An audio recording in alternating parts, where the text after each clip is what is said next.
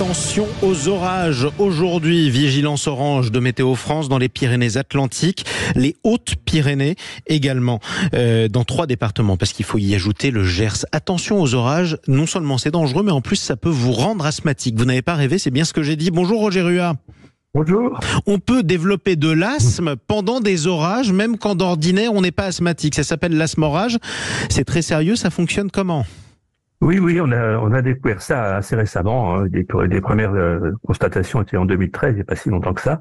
Et on a remarqué qu'il y avait des pics d'accueil aux urgences de personnes qui avaient des problèmes respiratoires suite à des orages importants, mais bien entendu en période pollinique, hein, c'est-à-dire printemps et début d'été. Pile maintenant. Et voilà, exactement maintenant. Et donc, plus il y a d'orage, plus on risque d'avoir alors des gens qui n'avaient pas d'habitude de problèmes de type asthmatique, respiratoire. Mais bien entendu, malheureusement, ça concerne aussi les personnes asthmatiques. Hein. Exactement, les plus fragiles. Quel est le mécanisme, Roger Ruat ? Alors le mécanisme il est assez complexe, si on peut dire. Enfin, donc les pollens qui circulent à cette période d'année, donc qui rendent les personnes asthmatiques fragiles, vont être dégradés brutalement par l'orage, hein, la pluie importante, les conditions de pression atmosphérique, et donc se retrouver quasiment au niveau du sol sous forme de microparticules encore plus petites, si on peut dire, que d'habitude. Ce qui va donc entraîner beaucoup plus d'inhalation par rapport à ce qu'on a d'habitude. Et beaucoup plus d'inhalation, beaucoup plus d'irritation, ce qui fait qu'on risque d'avoir du mal à respirer. On parle du mécanisme de la crise d'asthme, y compris pour ceux qui ne sont pas habitués. Quand on respire, ça fait du bruit, on respire difficilement, ça commence à siffler, comme on dit, c'est ça ? C'est ça, c'est les sibilances asthmatiques, ça siffle.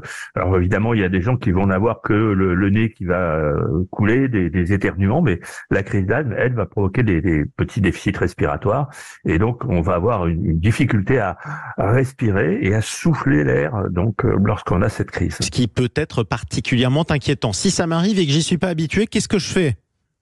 Alors là, il faut, si on a vraiment l'impression d'avoir une gêne respiratoire importante, il faut consulter, il faut aller soit aux urgences, soit voir son médecin assez rapidement. Et exactement.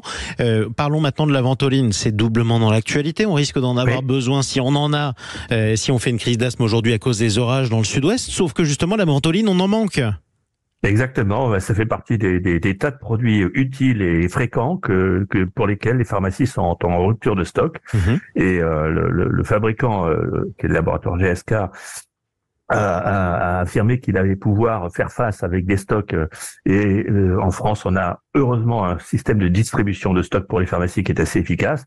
Donc il faut pas être trop craintif, mais ça fait partie malheureusement de ces phénomènes de rupture de stock de médicaments que l'on a de plus en plus souvent en France. Et ça, il faut s'y intéresser. Hélas, on sera amené à en reparler. Pourquoi pas avec vous. Merci Roger Ruat, médecin généraliste et médecin du sport. Tiens, en voilà un qui va regarder la finale de la Pro D2 en rugby cet après-midi à 17h, Vannes-Grenoble. Sacré match.